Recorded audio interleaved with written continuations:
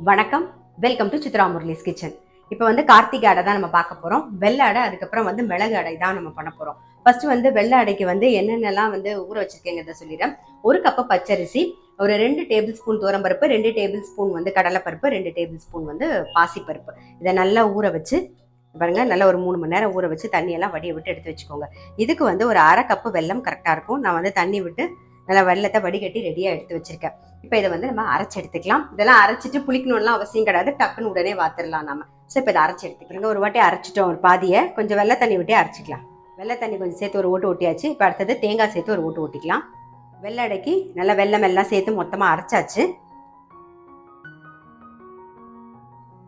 இதுக்கு ஏலக்காய் பொடி சேர்த்துக்கலாம். அதுக்கப்புறமா மிக்சி ஜார் எல்லாமே அதுக்கு தண்ணியெல்லாம் விட்டுக்கலாம். நாம இந்த வெள்ளை அடைக்க ஊற வைக்கும் போது மட்டும் அரிசி வந்து 1 கப் எடுத்துக்கிறீங்க இல்லையா, அதை வந்து லைட்டா, ரொம்ப செவக்கெல்லாம் வறுக்க வேண்டாம், லைட்டா கை பொறுக்கிற சூட்டுக்கு வறுத்துட்டு அதுக்கப்புறமா ஊற வச்சுக்கோங்க. நல்லா மிக்ஸ் பண்ண பாருங்க, மாவு தோசை மாவு பதத்து கரெக்டாக வந்துருக்கு. நல்லா மிக்ஸ் பண்ணியாச்சு. இப்போ வெள்ளை அடைக்கு மாவு ரெடியாக இருக்கு. இதில் கொஞ்சமாக வந்து நெய் தடவிப்போம் தோசைக்கல்ல.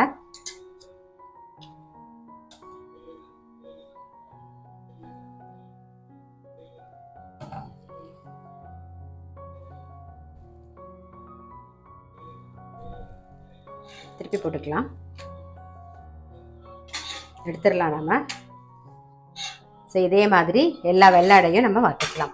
அடுத்தது வந்து மிளகு அடைக்கு நான் அளவு சொல்லிடுறேன்.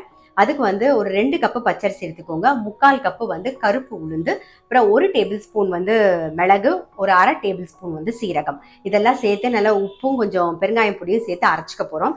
இது பாருங்க, நல்லா ஒரு 2-3 மணி நேரம் ஊற வச்சு தண்ணியெல்லாம் வடிய விட்டு எடுத்து வச்சிருக்கேன்.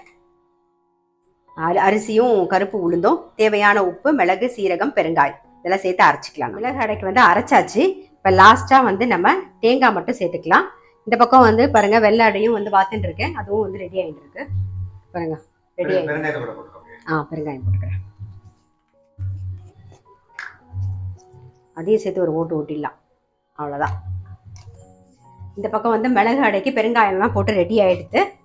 கருவேப்பிலையும் சேர்த்துடலாம், அவ்வளோதான்.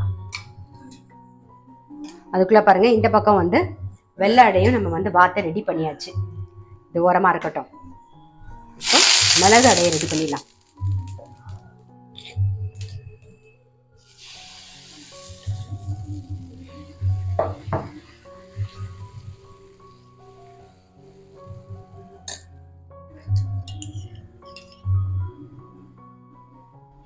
திருப்பி போட்டுடலாம்.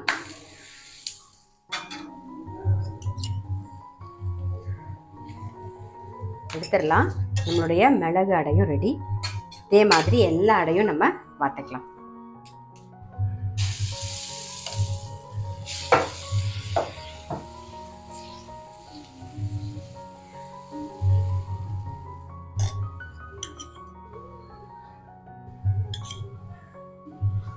இன்னைக்கு வந்து கார்த்திகை அடை எப்படி பண்றதுன்னு பார்த்துருப்பீங்க, வெள்ளை அடை, அதுக்கப்புறம் மிளகு அடை எப்படி பண்றதுன்னு பார்த்துருப்பீங்க. கண்டிப்பா ட்ரை பண்ணி பாருங்க. நான் சொன்ன மாதிரி வந்து வெள்ளை அடைக்கு ஊற வைக்கும் போது அரிசி 1 கப் எடுத்துக்கிட்டீங்கன்னா அதை லைட்டா, ரொம்ப செவக்க வேண்டாம், லைட்டா கை பொறுக்கிற சூட்டுக்கு வறுத்துட்டு அதுக்கப்புறமா ஊற வச்சுக்கோங்க. மிளகு அடைக்கு நான் சொன்ன அளவுலேயே ஊற வச்சுன்னு எல்லாமே 2மே பர்ஃபெக்டா நல்லா வரும். கண்டிப்பா ட்ரை பண்ணி பாருங்க. நான் அடுத்த வீடியோல சந்திக்கிறேன்.